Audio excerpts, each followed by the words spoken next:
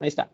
Ahora sí, buenos días tengan todos. Vamos a iniciar con la junta semanal. Vamos a tocar varios temas que son relevantes, no solamente para dar una explicación de lo que está ocurriendo con algunos activos financieros, sino también una evolución de lo que estaríamos esperando en perspectivas, particularmente en la próxima edición de Banco de México. Ya fueron publicadas la encuesta de expectativas de Citibanamex. Vamos a platicar un poquito acerca del sustento que nosotros estamos poniendo para algunos de los indicadores más relevantes. Y bueno,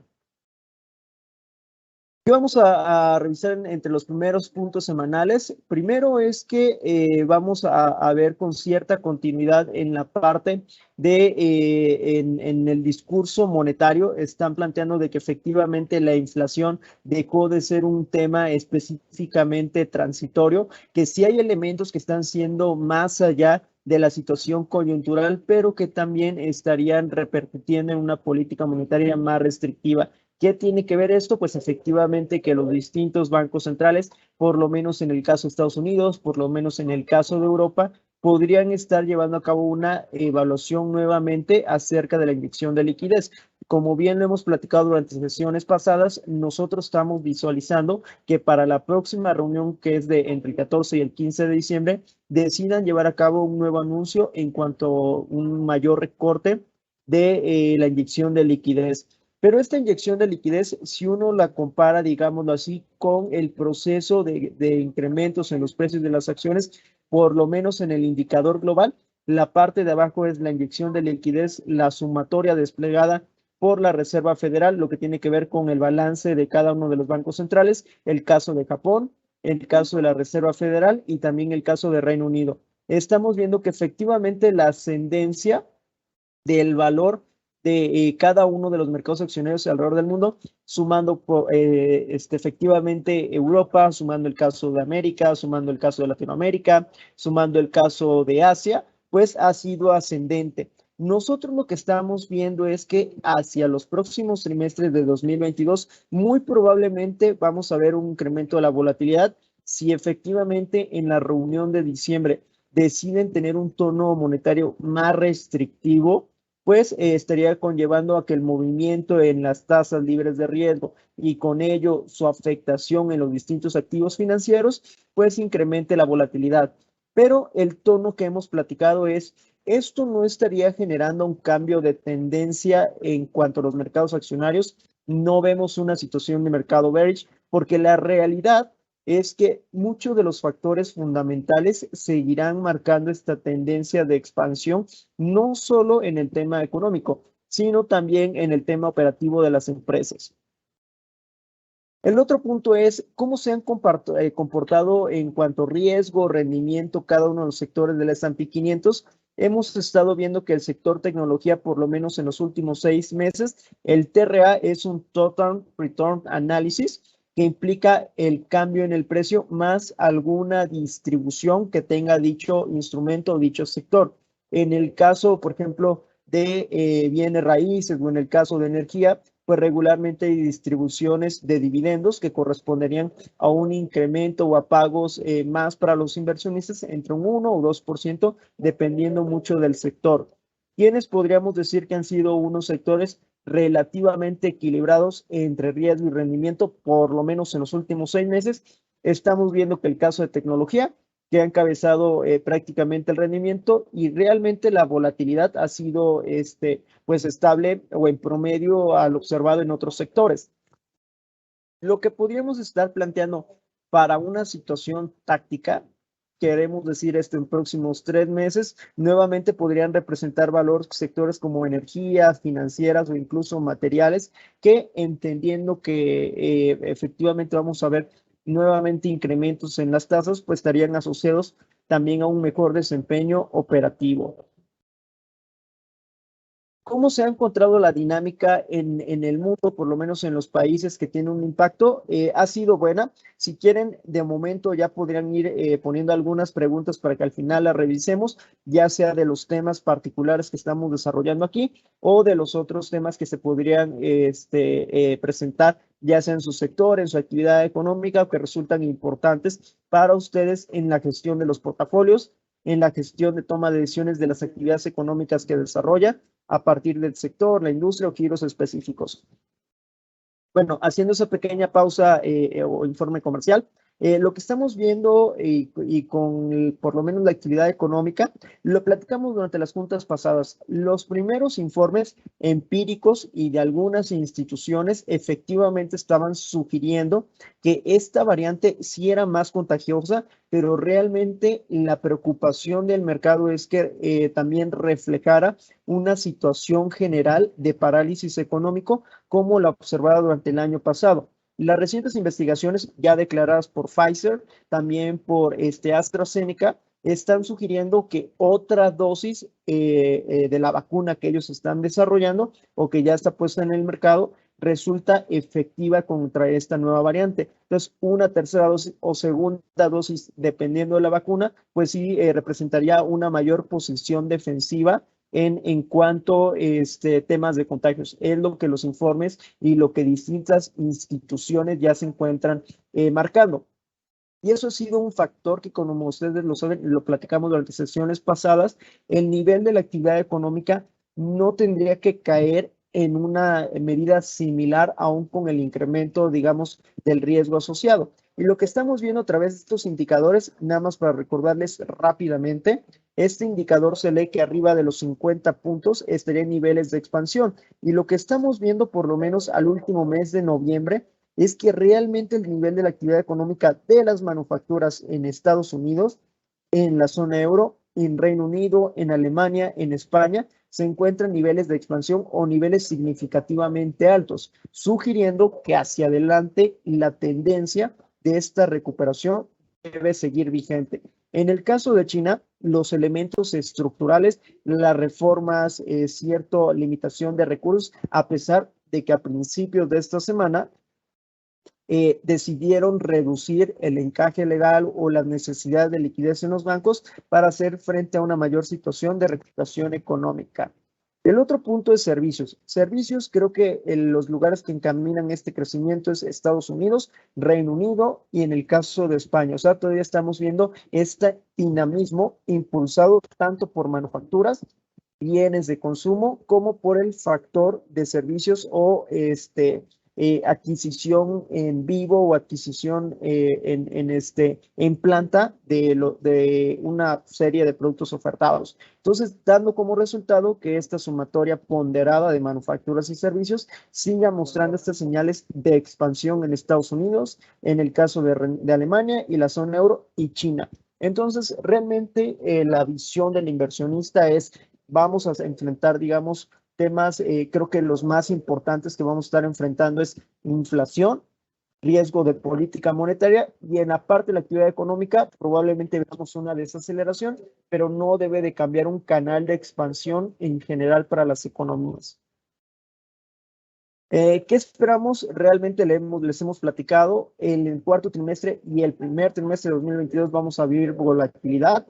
Esta volatilidad va a ser alzas, va a ser bajas, va a ser correcciones, va a ser un repunte, nuevamente una reestructuración en las posiciones de los inversionistas en los portafolios nacionales e internacionales, variación entre equity, variación entre deuda, pero la realidad es que también esto va a representar una oportunidad en el sentido de que una vez que pase, digamos, la incertidumbre relacionada con el tema monetario y con inflación, podría representar también oportunidades, porque al final el canal de expansión económico y operativo sigue vigente. En el corto plazo creemos que nuevamente hay una situación atractiva para el sector de energía, financieras, salud y bienes raíces, entendiendo que durante las últimas semanas vimos una caída muy importante en el Treasury y que eso benefició a algunos otros sectores, pero perjudicó a estos cuatro, entendiendo más por flight to quality derivado de riesgos de la variante.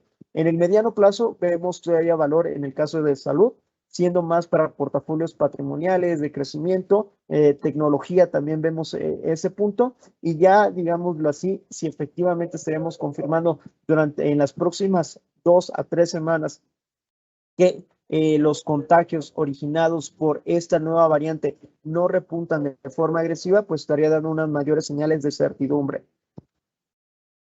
Ahora, hemos visto también esta baja en el tipo de cambio. Aquí podría sonar un poco distinto lo que se presenta entre la evolución del spot contra la evolución de las posiciones especulativas sobre el peso en Chicago. Estamos viendo que la mayoría de los especuladores decidieron incrementar las posiciones.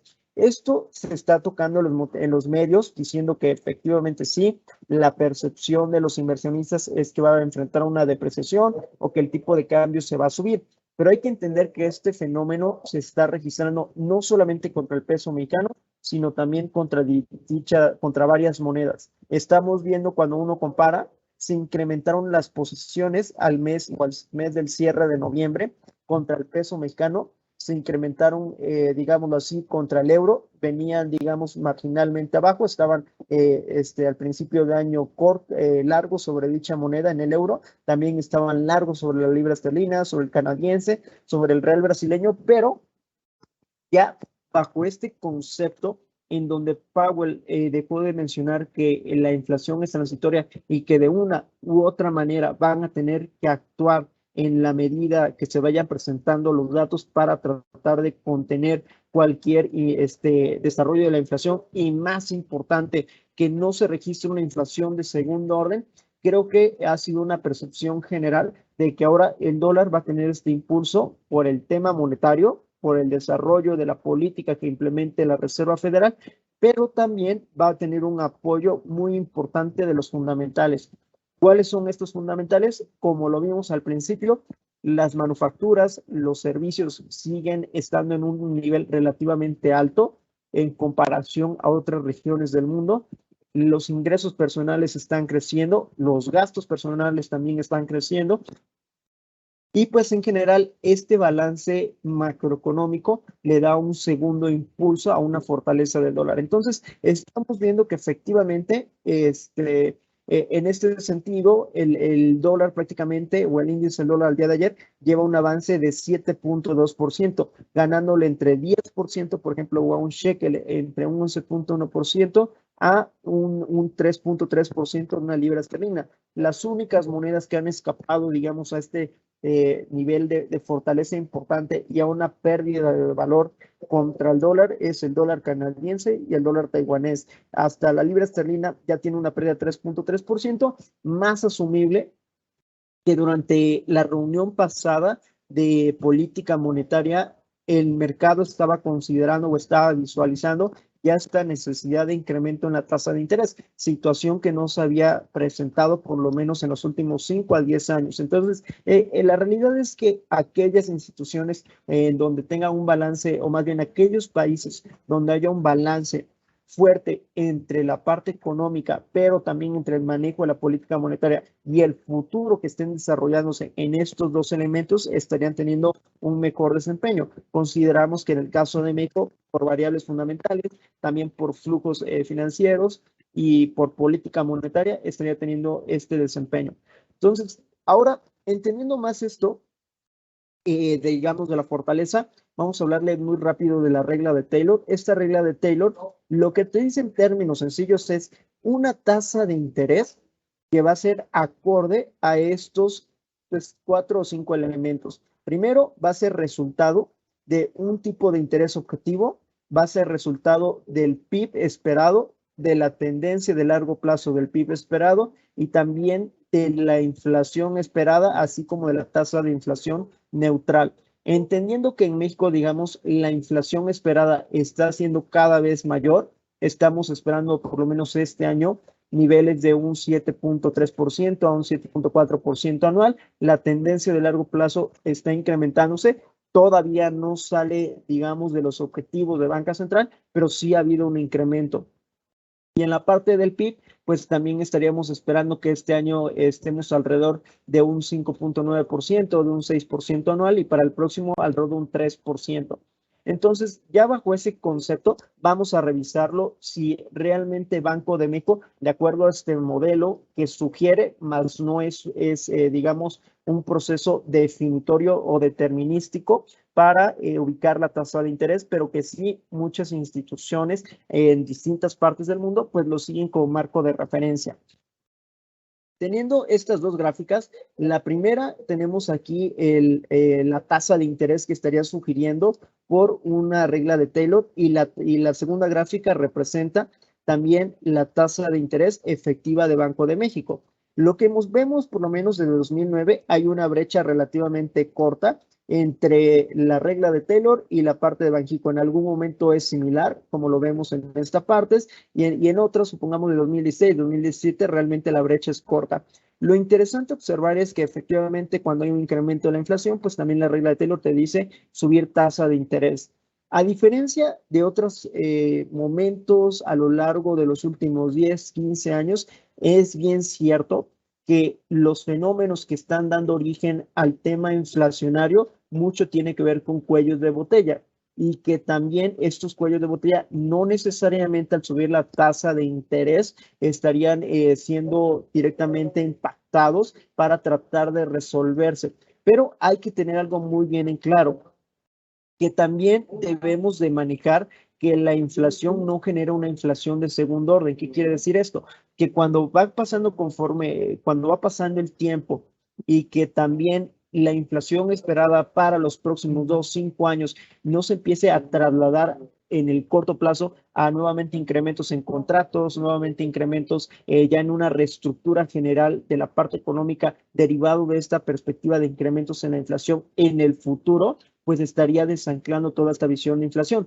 Entonces, el único mecanismo que sea para bien o sea para mal tiene Banco de México es el incremento en la tasa de interés para que estas perspectivas de inflación no se desvinculen. Y segundo elemento, pues también de cierta manera para tratar de frenar un poquito el tema de la demanda. Nosotros les diríamos, es bien cierto que podría generar una desaceleración, la inversión fija bruta también podría haberse impactado, pero hay que tener claro dos factores. El primero, la inversión fija bruta ya ha venido desacelerándose incluso antes de la pandemia y que realmente lo que estaría dando un impulso importante, digamos, es un entorno de mayor certidumbre tanto nacional como internacional.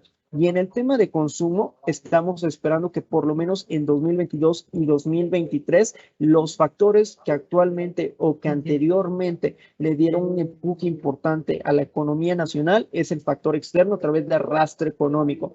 Entonces, con el despliegue de los recursos obtenidos, digamos, en Estados Unidos por el plan de infraestructura, que de cierta manera estaría beneficiando la actividad económica nacional a través de unas industrias particulares, pues estaría también anclando las perspectivas de crecimiento del próximo año. Por eso creemos que en 2022 pues, sí tendríamos una tasa por lo menos del 3% anual. Entonces, entendiendo estos dos factores, la realidad es que sí consideramos que Banco de México tendría que subir en la próxima reunión 50 puntos base. Si vemos el diferencial entre el tema de la tasa que te estaría sugiriendo y la tasa actual de Banco de México, pues sí hay un nivel de alrededor de por lo menos entre 4.75 y un 8%, o sea, estaríamos hablando de 225 puntos base por lo menos. Y la situación es que esto sí estaría, digamos, hacia adelante, no determinando que efectivamente va a continuar con incrementos de 50 puntos base, pero la realidad es que el movimiento que está teniendo o la aceleración que está teniendo la inflación ya se está trasladando al componente subyacente, que ha sido uno de los factores que, digamos, son menos susceptibles a temas de costos o a temas de volatilidad. Y aquí en la inflación, pues sí vemos lo que se está esperando para el día jueves es que la inflación se ubique por lo menos en un 7.2% anual hacia el mes de noviembre, siendo un nivel no observado por lo menos en los últimos 10, 11 años. Entonces sí estamos teniendo esta necesidad nuevamente de ver un mayor incremento. Ahora, de momento hay cambios en las perspectivas de crecimiento económico. La verdad es que les diría que no. Como lo hemos visto, los indicadores siguen fuertes, siguen robustos, las curvas soberanas siguen sugiriendo recuperación económica, pero eso sí, como lo hemos platicado de meses pasados, los bancos centrales van a tener que actuar para contener la inflación, entendiendo que hay factores transitorios, claro que sí, pero también hay algunos factores estructurales y que con ellos se permita anclar las perspectivas de largo plazo. Vamos a ver volatilidad, pero esto también podría representar una oportunidad, entendiendo que las correcciones probablemente se pueden presentar, pueden ser medianamente extendidas, o sea, hablando de varios días, pero no deberían de representar un cambio de tendencia general en los índices accionarios. Aquí lo que les hemos venido platicando es realmente vemos una resistencia alrededor de 21.08 nuevamente, 20.94, 72. Este soporte 20.50 la verdad es muy optimista. La realidad es que nosotros estaríamos viendo más una fluctuación, digámoslo así, entre un 20.94, ya quitado un poquito en la parte de Fibonacci, 20.87, 20.83, y en la parte alta sí podríamos ver nuevamente un regreso hacia el 21.17, 21.23, mucho de esto dependiendo de los datos de inflación que salgan el día jueves y salgan también el día viernes. El día jueves hay datos de inflación en México y el día viernes datos de inflación en Estados Unidos, donde se está esperando que por lo menos la inflación de aquel país llegue a niveles de un 6.6% en el último dato de noviembre, y en el caso de Alemania la inflación se espera en 6% anual. Entonces vamos a estar conviviendo con ese tema de incrementos en precios. Hacia el mes de diciembre pudiera ser que veamos cierta desaceleración en la inflación por una disminución del componente no subyacente de los precios de los energéticos, pero como lo hemos estado viendo en los últimos días, esta reestructura o más bien un tema de reevaluación en las perspectivas de los inversionistas ha conllevado mucho de esto a que de que muchos de los precios de los activos se recuperen. Vimos el día de ayer un incremento del 3% en el Nasdaq y vimos también un incremento en los precios del petróleo, por lo menos del West Texas, ya regresando por arriba de los $65. Aquí, digamos, lo actualizamos un poquito, el cuarto trimestre en 21. Creo que mucho de este 21 va a depender de lo que diga la Reserva Federal el día entre el 14 y el 15 de diciembre respecto al tapering. Es muy probable que lo acelere, y la decisión final de Banco de México. Entonces, muchas gracias. Buenísimo. A ver, vamos a ver las preguntas. La primera es, con respecto a la actividad económica en México, ¿cuál creen que sea la causa para tener la menor inversión con relación al PIB? Creo que esa es muy buena pregunta. La realidad que hemos estado visualizando es, lo platicamos hace un ratito, la tendencia general de la inversión fija bruta ya venía en desaceleración o incluso bajando antes de la pandemia. Consideramos que tiene que ver más con una situación específica de proyectos de largo plazo, en donde mucho de esto, digamos, la inversión del gobierno tenga un factor importante. También este rubro había sido como un elemento que no generaba, digamos, en la economía se conoce como un efecto multiplicador. Entonces, unas condiciones generales de certidumbre en tasas de crecimiento de largo plazo, o sea, de más de 2 o 3%, estaría contribuyendo a que el factor general de inversión privada o de inversión fija bruta, pues también contribuyera a esto. Creo que han sido unos elementos importantes. Certidumbre en cuanto a inversiones de largo plazo, también el tema de márgenes. Creo que eso es bastante interesante platicarlo, porque cuando uno ve el comparativo, supongamos, de los márgenes netos o el margen de beneficio de los sectores, por lo menos entre 2010 a 2019, antes de la pandemia, 2019, los márgenes habían permanecido prácticamente igual. O sea, no ha habido un proceso de innovación que dé lugar que también las empresas o las compañías, pues a lo largo del tiempo, la rentabilidad se incrementa. Entonces, creo que ese ha sido un factor importante para considerar, bueno, si hemos tenido estos elementos de crecimiento antes de la pandemia, un crecimiento relativamente sostenido, pero los márgenes y también los procesos de certidumbre a largo plazo, pues han estado hasta cierto punto mermados o rezagados. El segundo punto es, en México se podría tener una desaceleración de la economía. Los datos más recientes de INEGI sugieren menor dinamismo. La realidad es que sí, pero hay que entender que estos datos que apenas estaban saliendo, creo que fue el de septiembre, el de la inversión fija bruta, y el dato de noviembre del consumo interior ya mostró una aceleración. La confianza del consumidor también se incrementó. Estos datos hay que leerlos con lupa, porque lo que te está diciendo es, en noviembre tuvimos el Buen Fin, tuvimos también una mejor reactivación de la economía. En Estados Unidos los indicadores nuevamente repuntaron y con ello benefician la actividad nacional. Lo que nosotros creemos hacia 2022 es, vamos a tener una tasa de crecimiento del 3% anual, es muy probable, pero todo esto en buena medida encaminado por el despliegue de los recursos que van a tener el plan de infraestructura de Biden, que se va a desplegar me parece que es 2022, 2023 y hacia acaso 2024. Entonces, ahí ya estarías teniendo un pivote para mantener cierta dinámica de crecimiento. Sí, no vamos a ver definitivamente una tasa de crecimiento del 6% anual por la realidad de la base estadística. Los factores que van a seguir ayudando es la parte del factor externo, y si hay algún otro proceso de certidumbre que acelere la inversión fija bruta, podría presentarse una sorpresa, pero la realidad es eso. Vamos a ver desaceleración por comparativo de base estadística, eso va a ser un factor, y que realmente algunas industrias pues ya van a estar en más del 100% en comparación a lo observado en 2019. Perfecto. Considerando que el viernes tendremos datos de inflación en Estados Unidos, ¿cuál es la expectativa de inflación para dicho dato? Miren, la realidad es eso. Estamos viendo que la inflación va a ubicarse entre 6.6% a un 6.7% anual para el mes de noviembre. El componente subyacente también va a mostrar este dinamismo. Allá están combatiendo dos cosas: la fuerza en la actividad económica que está teniendo o está generando una reestructura en los pagos y en los ingresos de las personas. Por lo menos en el último dato de ingresos personales crecieron 0.8% en el mes, pero anteriormente habían crecido 1%, o sea, de cada mes han estado creciendo entre 0.8 a 1.3% anual, o sea, estamos viendo esta reestructura. Ahí vamos a estar viendo esta expresión en los datos: impulsos de costos, estructura o el tema monetario que también estaría impactando en la inflación, también el nivel de la actividad económica. Entonces va a ser natural ver estos niveles de inflación. Por esa la preocupación cuando salió el dato pasado de inflación, que la Casa Blanca emitió un comunicado que estarían muy atentos en la parte fundamental, o sea, las compañías, de ver cómo se está traspasando estos costos a los precios finales. El otro punto es, con respecto a las valuaciones, ¿consideran que todavía se tiene espacio para seguir la tendencia alcista? En el caso de México, sí, vemos que las valuaciones son buenas, pero lo que ha rezagado, digamos, es nuevamente ajustes en las perspectivas de crecimiento del próximo año y el tema de apetito de riesgo.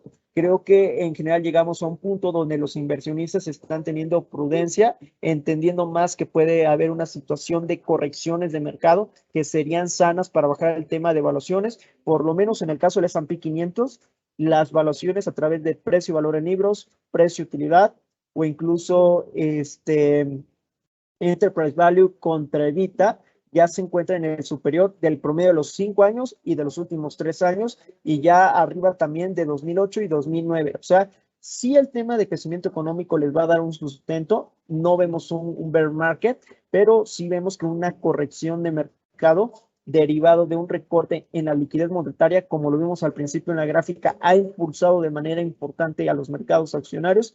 Y el segundo elemento, pues no vemos un cambio de tendencia general. Vemos correcciones muy probables dependiendo de la respuesta de la Reserva Federal y hacia 2022, entendiendo tanto política monetaria como inflación. Entonces, sí vemos más un tema de correcciones, vemos una tendencia de largo plazo todavía al alza, pero en el corto plazo vamos a ver volatilidad. Y creo que son todas las preguntas. Realmente se agradece mucho su participación, se agradece también las inquietudes que se puedan tener, y sin más, recuerden que estamos al pendiente para revisar cualquier tema, cualquier pregunta o alguna propuesta de desarrollo particular. Sin más por el momento, les deseo que tengan un excelente día y nos vemos pronto. Hasta luego.